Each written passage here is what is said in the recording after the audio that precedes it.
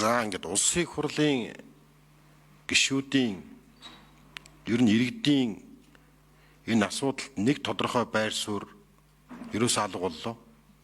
Эрчим хүчний яам Улаанбаатар хотын агаар орчны бохирдлыг бууруулах чиглэлээр ямар ч бодлого байхгүй байгаа юм байна.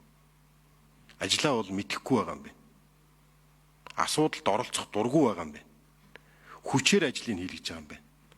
Учрын үе юм бэхэр хариулт бол хот мэднэ гэж байгаа. Өнгөрсөн энэ 15 жилийн хугацаанд цэвэр агаар сан агарын бохирдлыг бууруулах үндэсний хороо хот хариуцсан хүртэл сайттай болсон. Энэ хэмжээнд дарга болгон нэг агаар орчны бохирдлыг бууруулах төслийг лоббидсан. 2 удаа зуух сольсон. 2-оос 3 удаа түншийг сольж. Ингээд 5 их найдыг хийсгэлээ. 5 их найд төгрөг гэдэг бол асар их мөнгө. Энэ 5 их найдаар эрчим хүчний нэг станц барьчих боломж байсан. Ерөөсөө асуудлыг мөнгө болгож харсан. Шинжлэх ухааны шийдэл болгож хараагүй. Утаатай тэмцэн гэдэг бол улс төр биш яндангал бууруулах асуудал. Инженерийн дэд үтсийн хангамжийг сайжруулах асуудал, орон сууцны үндэсний бодлогын асуудал, эрчим хүчний их үүсвэрийг нэмэгдүүлэх асуудал байсан. Энэ үндсэн шийдэл рүүгөө яваагүй. 100 солиол байсан, дотоод орчны агаар орчны мэдрэгч тараагаал байсан, цахилгаан хаалгаагаар тараагаал байсан, түлшийг солиол байсан. Хариуцлага гэж юм үнэхээр алга байна. Энэ 5 толгой компани дээр маш олон асуудал яригдсан шүү.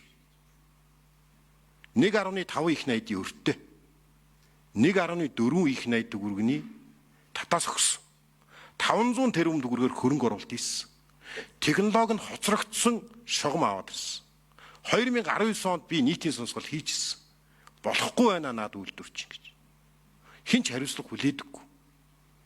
Ингээд татвар төлөгчдийн 3.5 их найд төгрөгчийн салхинд хэрчглээ. Хариуцлагыг тооцох ёстой. Энэ мөнгийг татвар төлөгчд төлнө. Монгол улс бол ингээд эрчим хүч, нарны, салхины, нүүрсний эрчим хүчний нөөц байна шүү дээ. Тэгээ эрчим хүчний хараат байлгах энэ бодлогоч яваад байна шүү дээ. Нүүрстэй атлаа 1 тонн нүүрсийг, хагас кокс нүүрсийг 175 мянгаар борлуулдаг атлаа буцаагаад 1,130,000 төгрөгөөр 1 тонн хагас кокс нүүрсийг аваад иргэдэд өгч шүү дээ.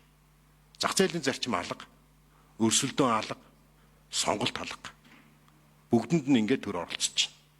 Тэгэхээр хэдүүлээ ингээд нэг технологи суурилсан яг үндсэн энэ орон сууцныхаа шийдэл рүү оролцсон энэ бодлогыг хэрэгжүүлэх хэрэгтэй. Яамдууд удирдлага зохион байгуулалтаа бол алдчихлаа. Эрдэнэс 5 толгой гэдэг компани бүх энэ тэзүү хийдэг, мөнгө өгдөг компани боллоо.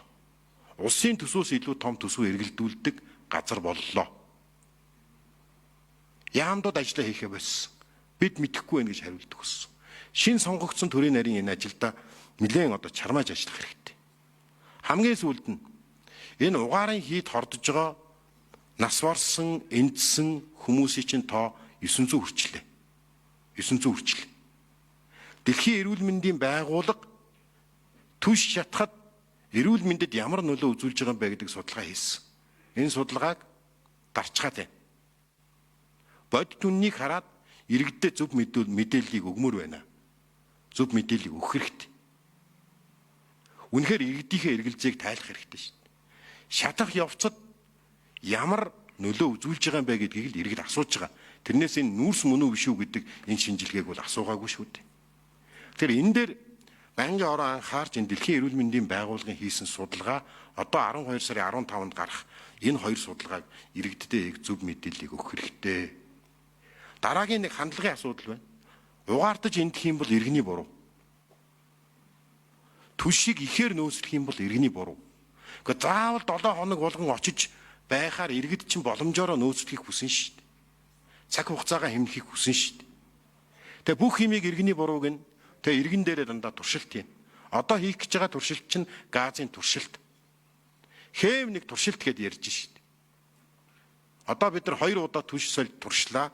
Олон хүн угаартлаа. Одоо газын туршилт хийнэ гин.